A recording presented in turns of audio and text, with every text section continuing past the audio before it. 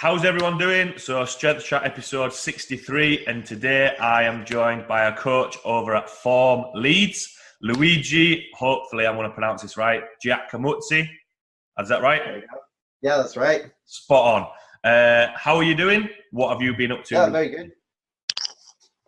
Very good. Not a lot been up to, just taking things over, keep myself learning and just keep studying about programming and keep working and then keep working hard to better myself and to help my clients better themselves as well. Okay. I see that, is it OPEX that you do quite a lot of work? Yeah, I do a lot of the work with OPEX and been on the coach and development program for a good year now, so kind of very into it. How do you think you've developed as a coach following that? How have you changed what you're doing? Big time. It changes a lot. It's definitely a lot different to what I was used to before, and definitely something I will recommend to anybody. It's probably one of the best development courses out there if you're looking to work a bit more with individuals rather than a group. So if you're looking to work more with one-on-one and work remotely, definitely the best one out there to be in. All right, okay. I'll have to definitely have a look at that. Yeah, definitely. So obviously, working within Form, obviously being over to Form, which is a great facility. Do you just want to give a little bit of a background to yourself of how you got involved with? I know you've done a little bit of weightlifting, obviously, coaching CrossFit and heading over and working at Form. Just want to give a little bit of a background to yourself. Yeah.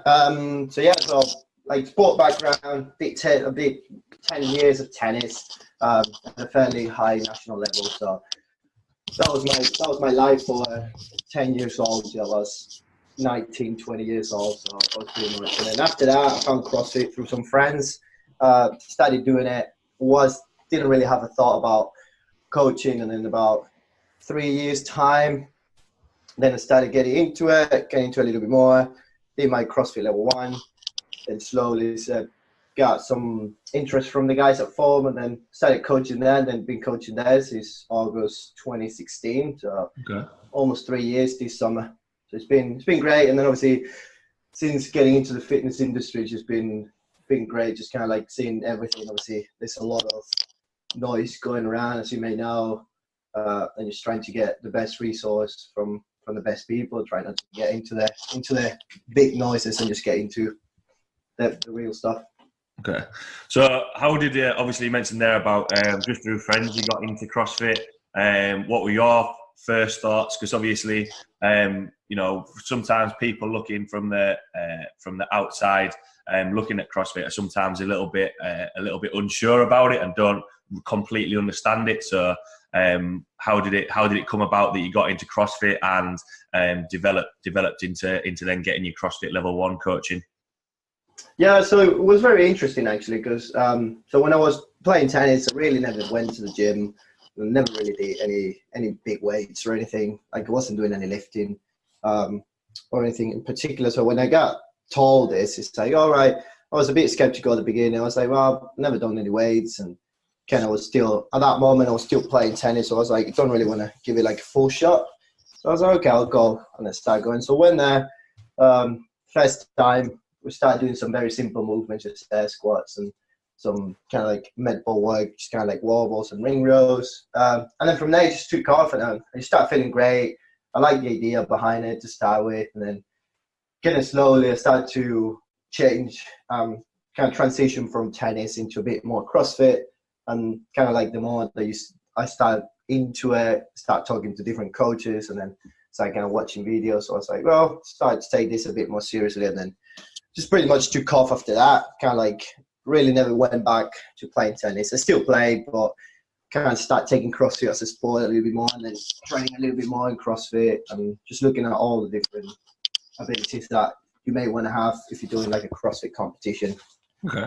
How many competitions have you competed in, or do you have any competitions on the horizon? Well, I've done quite a few. I've been on probably about 6 to 8 competitions between individual comps and team competitions as well. So I wouldn't say I'm a veteran, but at least I know what's like. Yeah, I know what's going around and kind of like the ins and outs of it. So Okay, nice. Because it's the CrossFit Games at the minute, isn't it?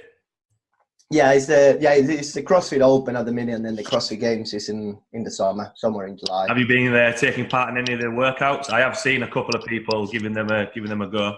Yeah, I haven't not this year just because I just from a last competition that we had over the winter, I just injured my shoulder, so I just taking it very steady at the moment. So coming back from that now. Okay.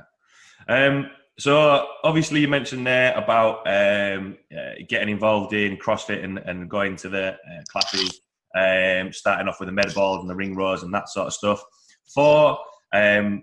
I did a little bit of a mentorship with strength education, and there's quite a lot of CrossFit coaches on there, and I feel as though sometimes people think that it's not as structured as what it is.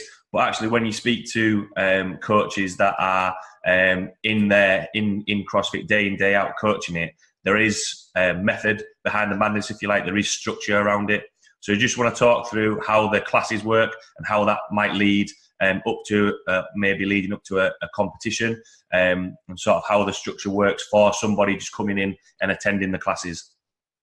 Yeah, definitely. Yeah, I can definitely understand people thinking that it's a bit random sometimes, and like I say, it all depends of the gym. Obviously, there's like as in every industry, there's like coaches that don't do it very seriously, and then some other coaches that we take it very seriously. So kind of like a very simple programming to think about kind of like throughout the week. You want to get your kind of like your members in your gym doing pretty much all 5 different movements throughout the week in terms of like squat, single leg, bending, core, and then conditioning at the same time, where that means and obviously weightlifting and gymnastics is built into that to build some skill and to build some kind of explosiveness within the movement. So that should be kind of like a staple. So you want to be doing those 5 movement patterns weekly at least, so people get a good kind of exposure to a good range of movements. So when obviously for beginners, they'll look and they'll see people doing crazy things, and I think that's where sometimes people see the negative side of it, if you like.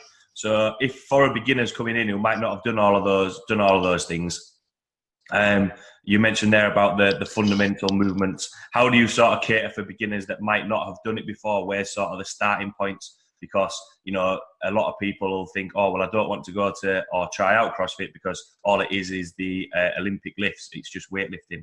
So how do you cater and fit it for beginners? Yeah, definitely. It is a big one, that one is. And like we have, usually the classes should have a good half an hour. If there's any Olympic lifting within the classes, should be a good half an hour of just spending working on the skills. Obviously, in a class, you will get a range from people that have been doing it for a good 10 years and they know what they're doing, and they don't need as much coaching as the beginners because they only need a couple cues here and there. So you want to spend more time with the beginners. And then what I usually say to the beginners is like, don't really kind of like put your blinds on and just think about what you're doing. Just don't look at the weights of everybody else, because yeah, once you see everybody else weights and how everybody else moving, you're like, oh, I'm not moving like that. I don't have the weight that he has. But some people forget about how long they spend doing that before you get in there. So I should tell them, put your blinds on, do what you're doing, and obviously get someone to look at you every time you're doing those very technical movements. Yeah, I think sometimes people do fall into the trap of seeing what other people are doing and I want to get to that point straight away. But that's usually where people get injured or hurt themselves just by rushing. Like with anything, from a powerlifting point of view, you've got to learn the correct technique. Especially, well, probably more so when it comes to the weightlifting side of things, because it's a lot more. There's a lot more going on. It's a lot more technical. So yeah, 100%. Completely agree. People have got to be patient and work through it. Yeah, and it's just a way of kind of thinking about the human body as well. You have to think about you have to teach your muscles how to do it, and you have to teach your brain how to do it as well. So it's not going to be something that's going to click right away in your first session. Something that I usually say with the weightlifting is like everything. You have good days, you have bad days. You have one day that'd be like, I feel amazing, feels so easy, and then you can come the very next day, like it probably is on on powerlifting as well. First, you come one day and then squats are feeling great, and then you come the next day and the same way for the squats feels so heavy. So it's just kind of knowing your body, and then but at the same time knowing that you just started doing this and it's supposed to feel kind of like confusing to start with. So like your body doesn't know what to do just yet. So. Yeah, I completely I can relate to that. That was me last week. Start of the week, squats were really good. End of the week, it felt like somebody had put an extra couple of kilos on the bar. Yeah, exactly. And like that's the thing. I usually tell people, it's like you're not going to feel 100% every day. Like you're not going to feel 100% every day, and that's normal. That's just a human body. Like I usually tell people, sometimes it's not about the gym. Sometimes like you didn't sleep enough. It's a very stressful day at work, so I usually say just drop the weight down even more. You're not gonna lose strength. You might actually get even better if you drop the weight. So yeah, absolutely. Sometimes it's quality over quantity. You know, yeah. You keep pushing to do something that your body just isn't ready or primed to do. Again, going back to that thing, you're just going to end up hurting yourself or injuring yourself. Yeah, pretty much. So in terms of, because obviously there's usually there's the strength element, and then you focus on a little bit of conditioning. How do you balance that in terms of putting that within a class environment?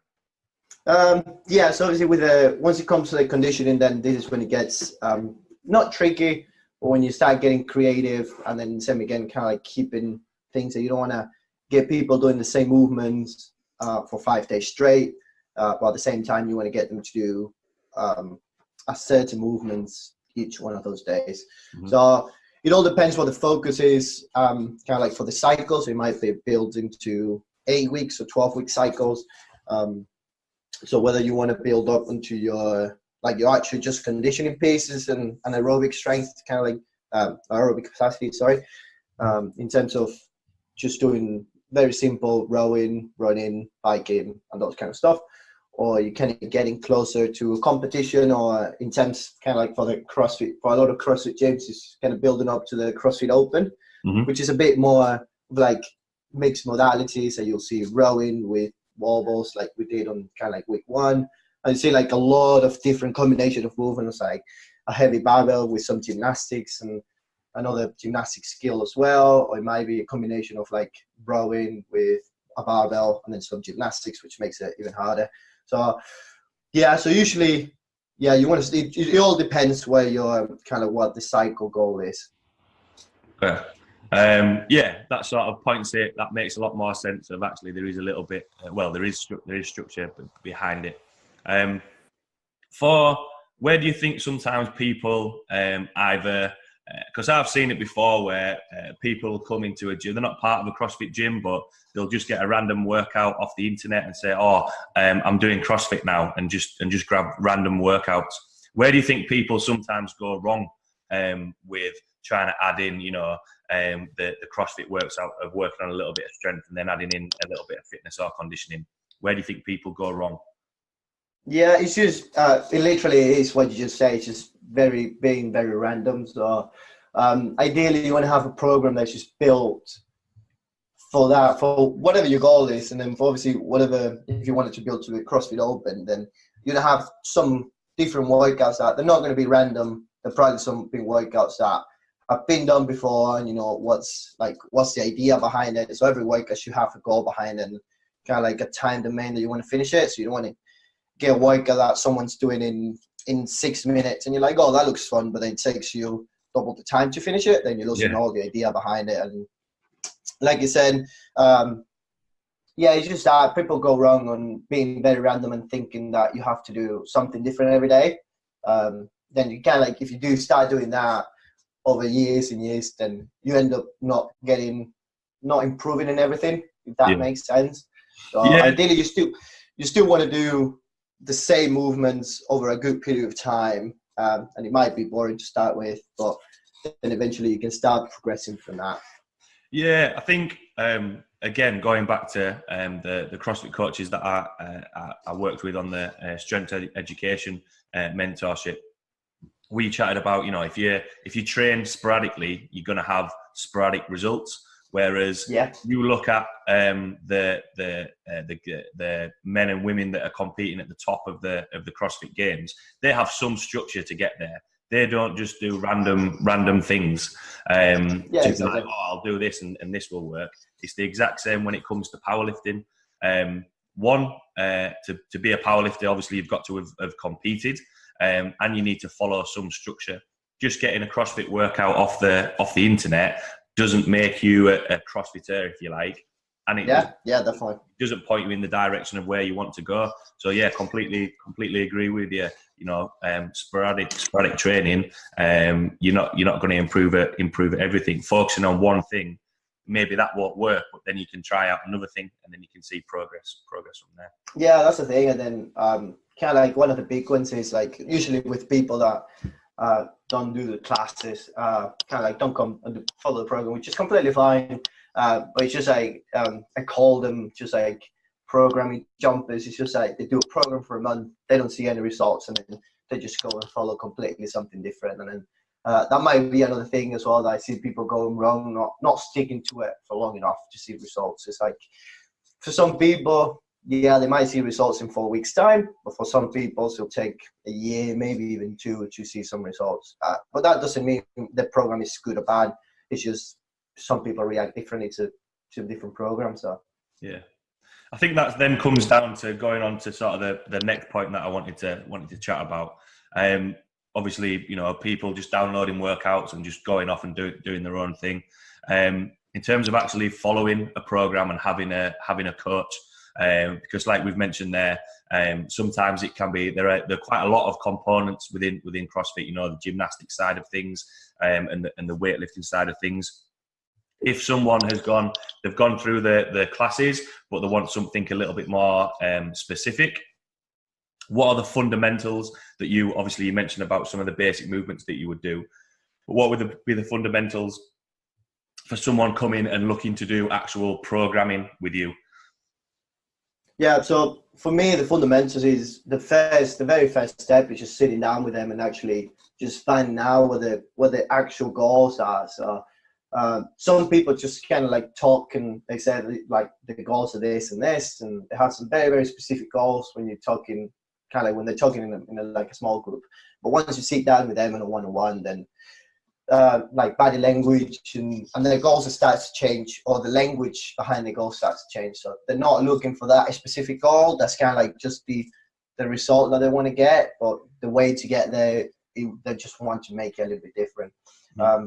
So yeah, that'd be the first step. Then the second step is just going through kind of like through the assessment period, which will be obviously depends on some people. Some people are very kind of like high level and they like want to compete. So obviously you have different numbers that you want to be able to hit before you start getting to competitions, or if you want to take, or if you really want to make it your sport. Like I'm guessing, obviously same with weightlifting and powerlifting, you have like weight classes, and if you really want to be good at, you have certain numbers that you want to be hitting on all 3 lifts for powerlifting, or all the 2 lifts that you have in weightlifting. So it's not that you're going to just be like, oh, I want to compete, and be like, well, you're like 100 kilos away from what you need to be able to actually compete.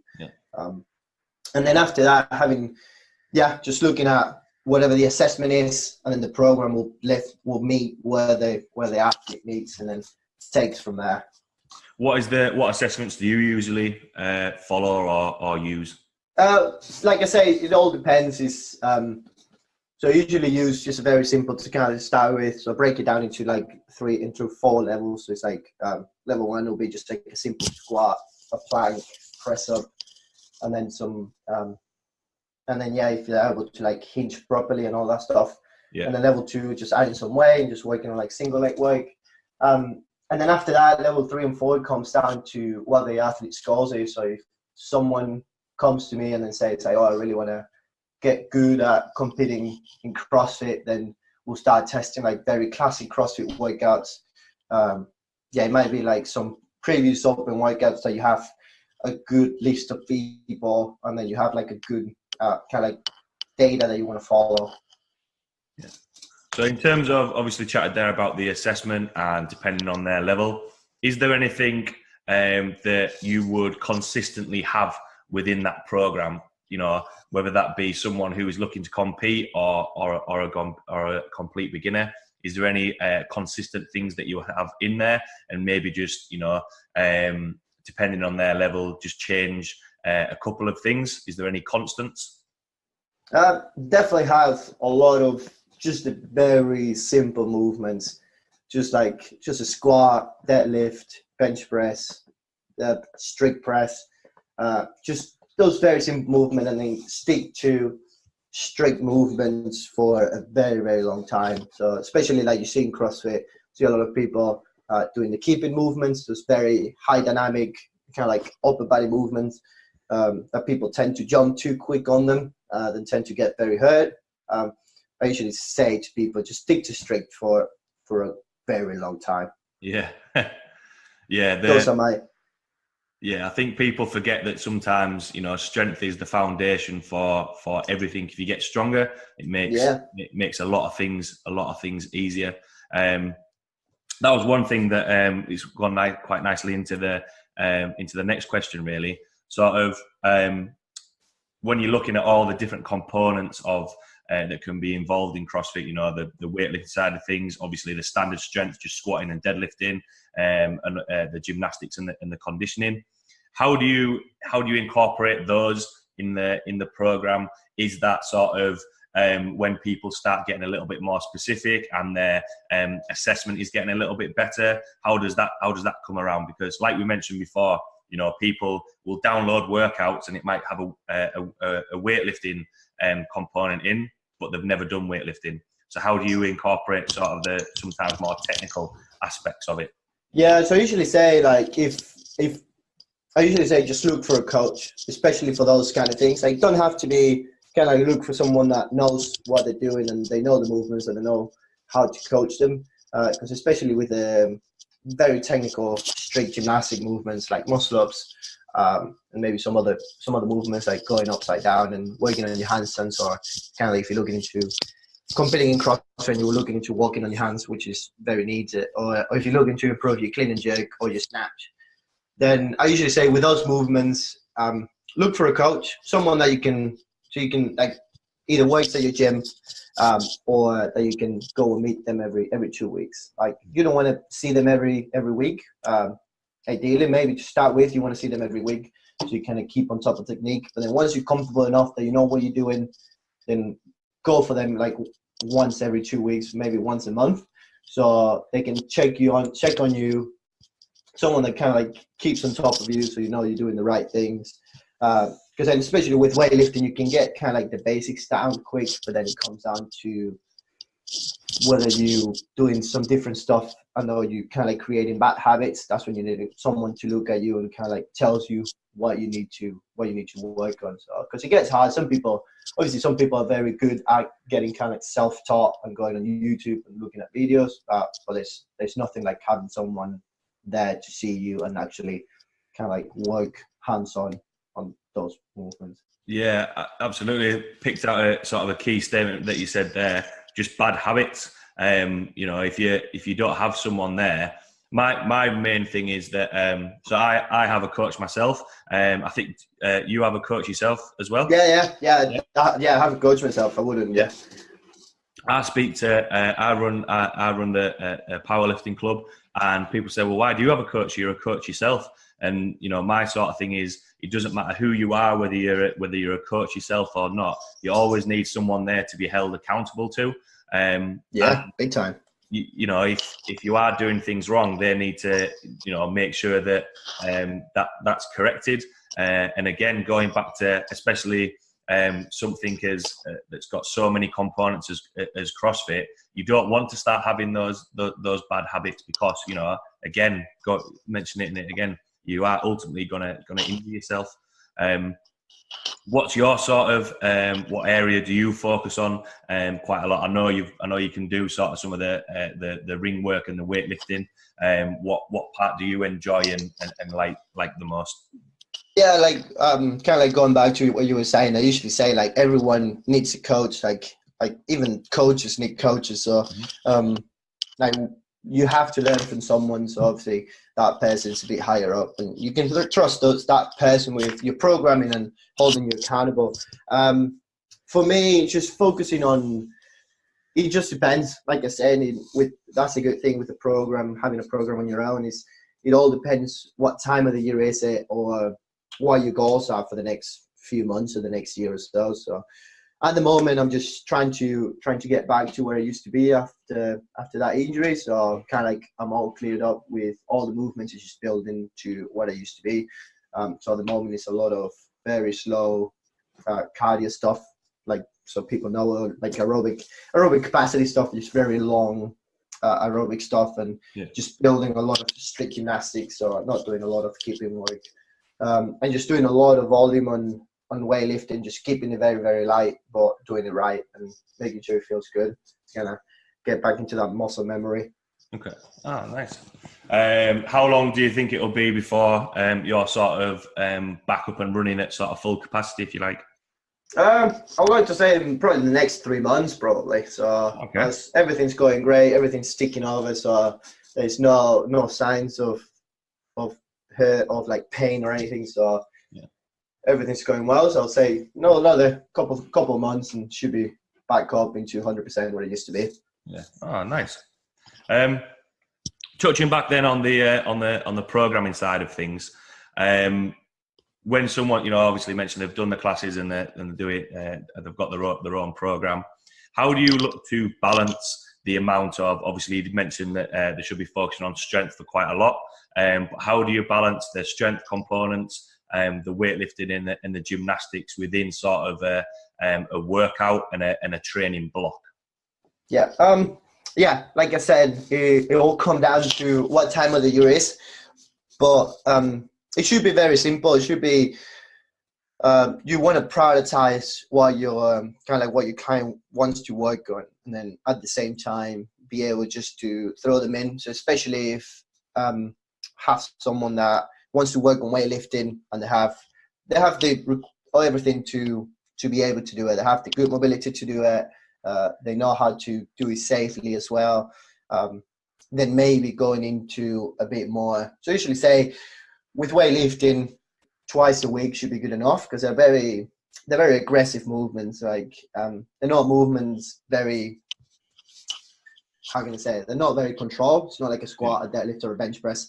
You can control them, or you can do them as fast as you want, or you can do them as slow as you want. With a cleaning, with the weightlifting movements, they have to be fast. They have to be very quick. So, keeping it twice a week at the most, maybe 3 times a week if they're building towards a competition, just to make sure the skills is there and the practice is there, and just not go ever past 70% for the first few weeks. And then obviously the closer you get to the competition, then the heavier weights they're going to get, so you can get comfortable. But with weightlifting comes down to practice and just muscle memory. So sometimes it's not, sometimes your technique and your kind of like your speed is what's going to let you down rather than your actual strength. Very, very few people, it's the other way around. There's your strength is going to let you down. But for most people that have a good strength background, definitely the speed and just the technique overall is the one that's going to make or break pretty much. Yeah. So looking at that, obviously, two quite big, skillful elements, if you like, with the weightlifting and the gymnastics. Is there a point where, because I've seen before, big guys being able to do the gymnastic side of things. Is there a point where you would steer people to be like, look, maybe your strongest area is going to be weightlifting, or your strongest area is going to be gymnastics? Is there ever a point where you sort of focus on one aspect of it a little bit more to make that area their strongest?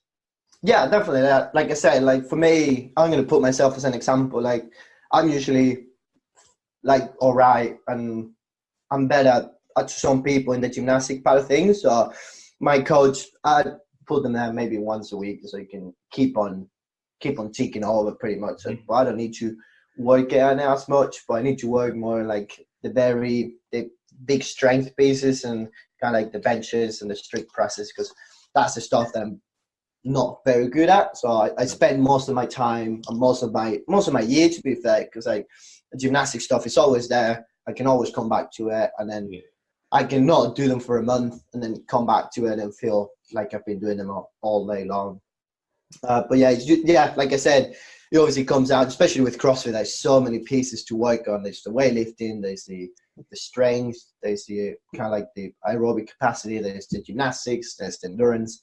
So yeah, it comes down to, if you're very strong, then obviously you don't want to do it all the time because you're already strong and you're already strong enough. So you just want to keep doing it. So kind of like you're keeping the strength where it is, and obviously work more on the stuff that you need to work more on. So kind of like a lot of people tend to be doing more gymnastics. So a good way to work on gymnastics and to get some good volume 3 times a week. Because in the same again, you want to get your shoulders, your elbows, and a good little break in between. So I don't want to be doing it every day either. Yeah. I think that's a good point, really. You know, the things that you are good at can, you know, drop off in the background a little bit. Still keep working on it, but not as much. I think you know, sometimes a lot of people fall into the trap of they need to do everything all the time, and they just end up getting burnt out. So yeah, if you are good at those movements, I like to think of it as the dosage of what you have. Like you can minimize, you can drop it off or build it back up, but you know, nothing is ever completely taken off the table. It's a little bit like I use the example of core training. I feel as though, you know, the core is really important when it comes to any movement that you're doing. Without a strong functional core, you are more likely to hurt your back. But some people might have a lot of core work within their program. Yeah. People who have been training a little bit longer, and you know, when they're squatting, their back stays really straight and exactly the same in deadlift. Their core work might drop down a little bit. So I quite like that of the stronger areas, you know, are still strong because, you know, you're still working on them a little bit. Yeah, totally. And like I say, like and especially in CrossFit, like there a lot of things just kind of like, it's like a chain. Like if you want to work the whole chain to be better at. And then same again, like with things like with gymnastics, if you're very good at gymnastics, you don't have to do them every day. But obviously you have to work on your strict strength. But then if you keep working on your strict strength, then the gymnastics that you were already good at, then you're probably going to get better at, just because your strict strength is getting better. So it's kind of like you saw the good work in progress. So even if you don't do it often, you're doing the movements that are going to benefit that as well. So if you don't do gymnastics very often because you're already good at, maybe you do it once every 10 days or something like that. But they're going to keep feeling better and better because you're just getting better at the other stuff, like making that movement or that capacity better as well. Yeah. So another thing that you sort of picked out from what you were saying there, sort of about building up aerobic capacity. So, you know, if people need to build that foundation of strength, and you know, and that might take however long to build a good base, so then they can lead into other things. How do you balance the aerobic capacity and the fitness side of things?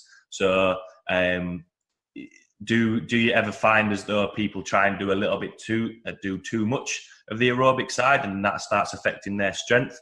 How do you find that balance? Because that is one thing that I find really interesting about sort of the CrossFit workouts and competitions, that there is that strength element, but then you've also got to be able to work for X amount of time in some form of fitness or conditioning. So how do you balance that within workouts? Yeah, definitely. And that's a big one as well. That's one of the stuff that a lot of people tend to be like, every time they finish a competition, it's like, oh, I need to work on this, or I need to work, especially that one, I need to work on my aerobic capacity. The best way to balance them out, I believe that you could do them both and then get good at both. Just kind of obviously same again, depends on the time of the year. You might do one more than the other. But with aerobic capacity, you want to do them maybe twice a week to start with, and then that should be more than enough for a lot of people, for the general population to talk about like that. So I think people get it wrong on working on aerobic capacity when they start to just put too much intensity on it. Yeah.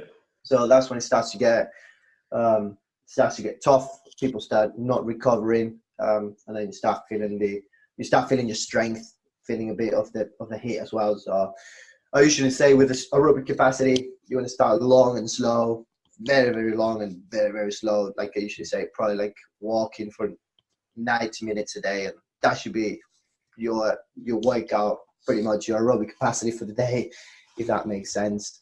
And then slowly build the time down, and then as the time comes down, then your speed goes up.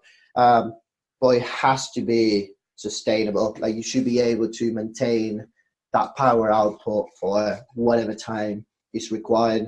So, because a lot of people tend to go balls to the wall as soon as they start, as soon as the workout starts, and then halfway through the workout, then the power starts to drop and everything starts to drop. So that's a big one. If you know how to pace yourself, and then you know how to be sustainable, then you're in for a good run. Yeah, I think it's quite good that you mentioned there, you know, that there is an actual progression for building aerobic capacity and doing fitness. I think, you know, where people sometimes do go wrong is exactly how you said. They'll just go balls to the wall and try and do everything. Yeah.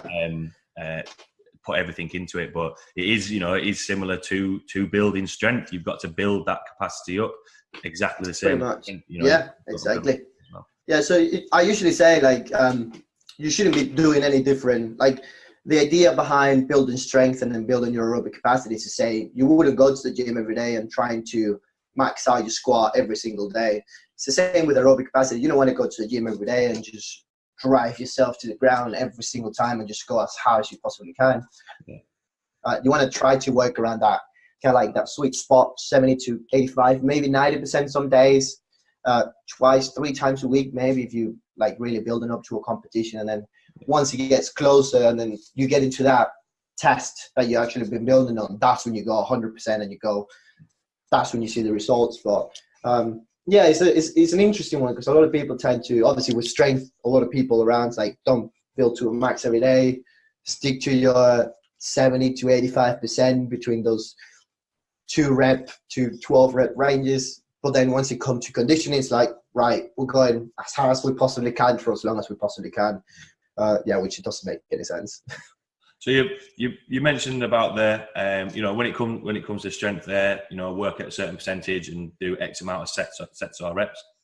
And you also mentioned about, you know, the starting point might be, you know, going for a walk for 90 minutes. How long would you expect somebody to be working on their fitness, on their aerobic capacity side of things? What would you recommend? What do you program? Yeah, so like I say, it all comes down to what the goals are. For general population that are not looking to compete, and they're just like, I just want to live a good life, healthy, just be able to walk without getting out of breath. They want to be able to do those 90-minute walks, maybe twice a week, over the weekend. It can be prescribed as a kind of like the very buzzword at the moment, active recovery. Yeah. People like it. So it can be, so it doesn't have to be on your training days. You can do it on your rest day kind of thing. And you should be able to still get a good aerobic capacity if you do consistently. And then after that, once you see progress and you see that everybody's getting sustainable on it, then you start to drop the time domain. So and like I say, you have to always be sustainable. And then for guys that are looking to compete in the kind of like in the CrossFit world and in that kind of functional fitness, same again, it won't start any different to everybody else. You might want to do certain movements, certain workouts for an hour, but then should be movements that allows you to stay sustainable. A lot of people tend to go and be like doing 30-minute workouts with like heavy snatches and some muscle ups and stuff like that, which is not going to be sustainable at all, just because of the science behind the movement is not going to allow you to keep the same power for 30 minutes. Yeah. I usually say start very simple. I usually say go with cyclical movements, just like running, rowing, biking, and then start with some carries and holds. So farmer's carry, front rack carry, overhead carries, and then some plank holds. Just very, very simple, really. Yeah. And then once the time starts to come down, that's when the complexity starts to build up. Yeah, I quite like the fact that you said, it starts off pretty simple like that, because the complexity, you get more complex as you go on. You don't start really really complex, you know. Sometimes just doing those basic movements of carries and that sort of stuff, you can still get a good workout from that, and then, you know, make like, oh yeah, big time.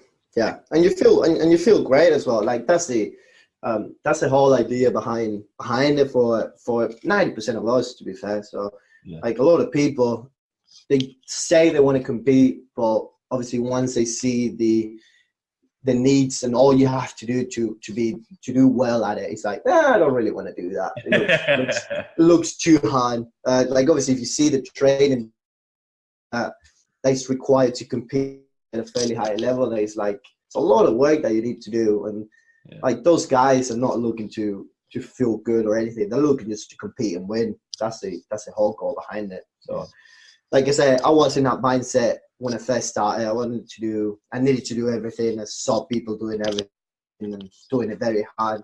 Obviously with years of, especially going with Olympics, is making sure you have a plan and then you have a good progression of it, good aerobic progression and a good strength progression on it.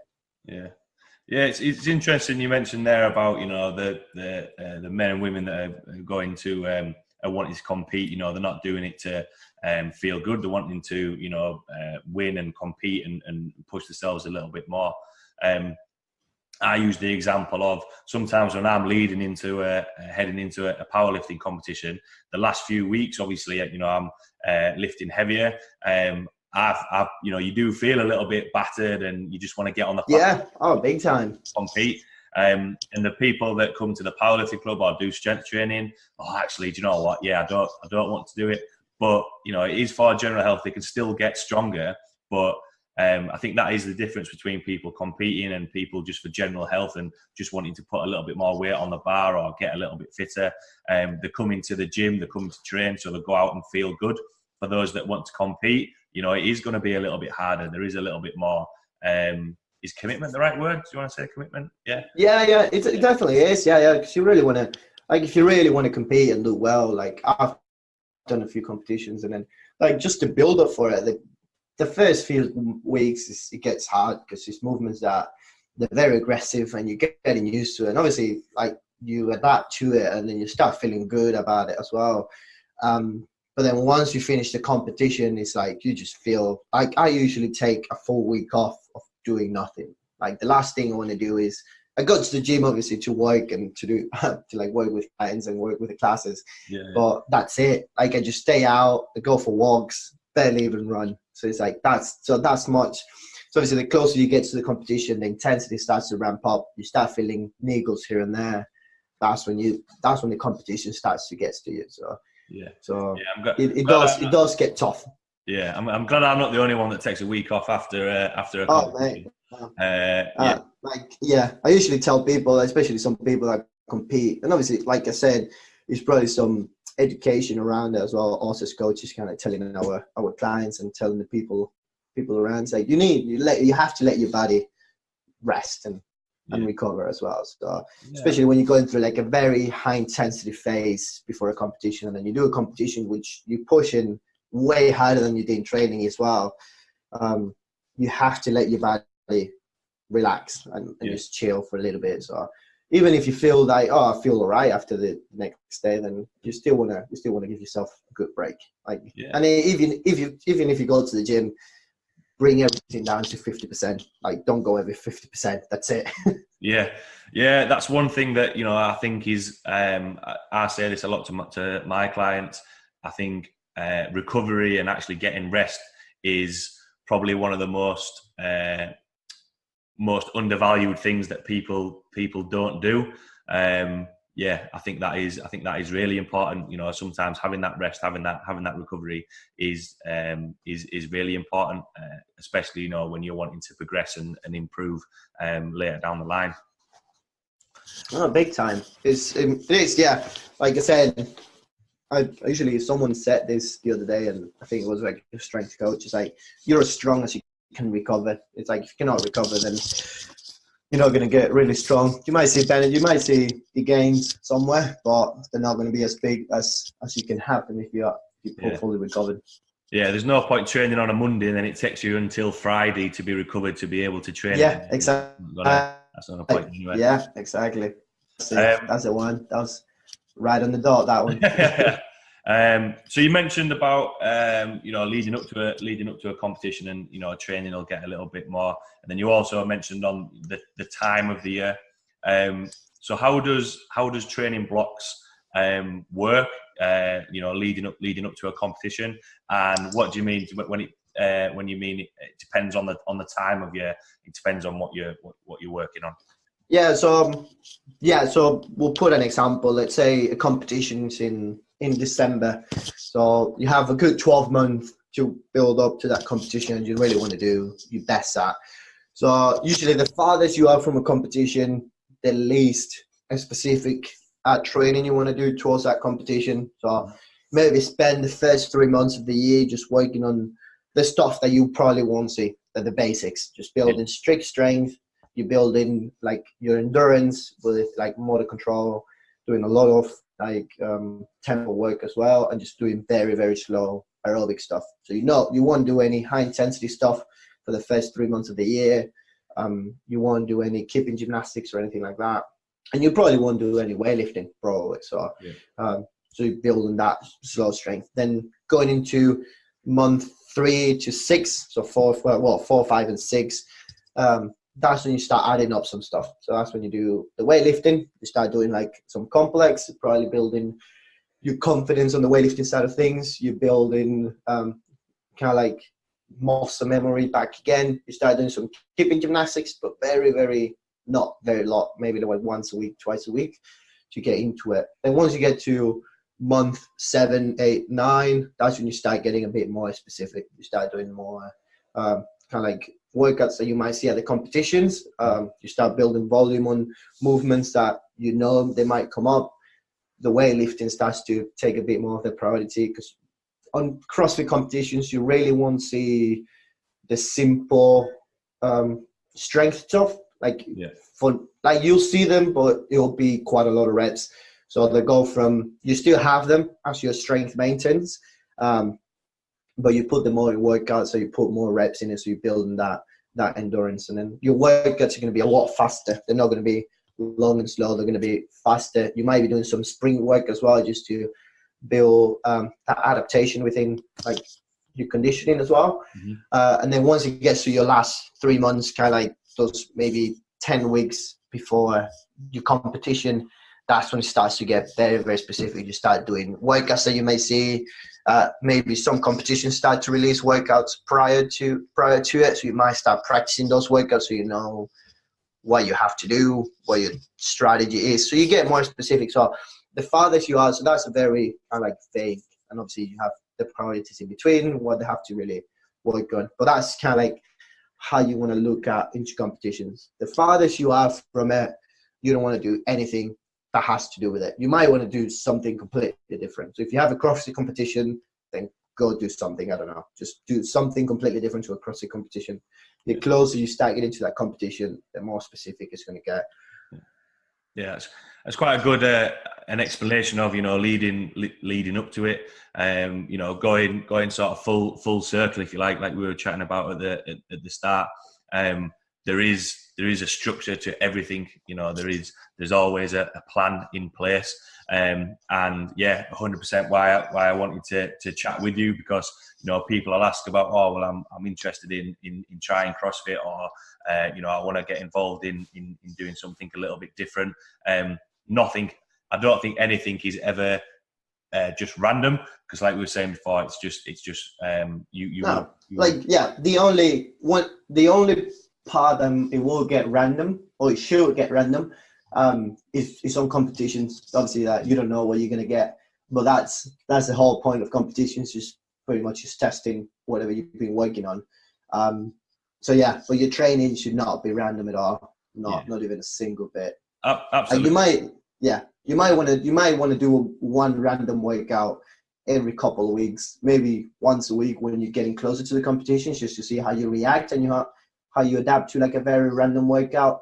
But your training does not want to be random at all. Yeah, 100%. I had a guy compete in a strongman competition, And there's a lot of elements in a strongman competition as well. But that doesn't mean to say that you just do the events that you might not usually have, like I don't know, the Atlas Stones or something like that. Yes, yeah, exactly. Throw them in, exactly like you say. Throw them in every now and again, but you still have to have the fundamentals, like you mentioned before, have them in place, and exactly the same with strength. And you obviously mentioned about aerobic capacity, building that up over time. So when it comes to a competition, exactly like you said, you're firing on all cylinders to be able to compete. Yeah, exactly. There was quite a lot of topics covered in there, but that was pretty interesting. I know I've taken quite a lot from that. So for everyone listening, out of all the topics that we have covered there, what would be your take-home points or words of wisdom? I'll say stick to the fundamentals. Get someone that will help you. So pretty much get a coach that will help you, that will understand that you won't look just at the fundamentals of strength, but we'll look at how you're feeling every day as well. So we feel different. Don't be scared to drop the weight. You're not gonna lose your strength by missing one training session or dropping the weight just slightly. And then just have a plan. Don't do anything random. Just have a plan. Yeah, that's a nice, concise way to finish. So for everyone listening who might want to see the content that you put out there or get involved in coaching with you, where can people find you and get in contact with you? Yeah, so you can find me on Instagram. So my last name's Giacomuzzi, L1 on Instagram. Or you can just shoot me an email on giacomuzzi1995@gmail.com. Yeah. Awesome. Thanks a lot for taking the time to chat with me. I hope everyone enjoyed that as much as I did. Thanks again, Luigi. No worries, mate. Thanks for having me. No worries at all. It's the podcast has grown a little bit more. On a selfish note, it started off as just interviewing powerlifters, but as the name of the podcast, Strength Chat, other areas have elements of that which are important to getting stronger and competing and progressing, and the content that's provided to people out there. Hopefully, it'll steer them to exactly what we've been talking about, not just random training, but exactly like you said, having a plan.